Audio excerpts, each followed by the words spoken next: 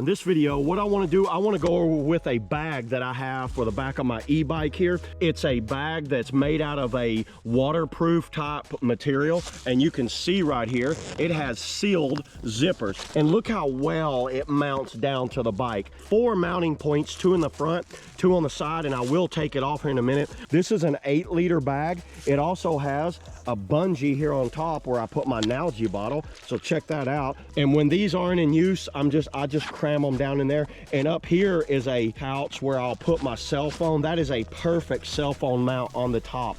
The side pouch, what I run is usually to run a wallet or anything that I want down in there. And on this side, I always keep some basic tools that I need. And it has a handle here on the back, and it also has a reflective strip right there, but it's also opening so you can put a brake light. Obviously I already have a brake light on my bike, so I don't need that. Let me go ahead and open it up for you guys real quick.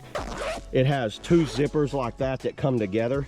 Open it up and check it out. I have a full jacket, so I've got me a backup jacket that I keep in there, a headlamp along with like a little skull cap. Always have some sort of bike lock, so I got a bike lock, I got a bungee, and I've got a quick little rapid seal pump in there, and a set of gloves. If you get out somewhere and you want to take it, watch how quickly I can do this. 1, 2, 3, 4, grab the back of it. And by the way, it does have, so these 2 little clips here is for a shoulder strap. I forgot the shoulder strap at home, but I do have a shoulder strap that you can put that on and shoulder strap this around. And to put it back on, you just basically put it back in place, wrap it around. Super simple, very affordable. I highly recommend this bag.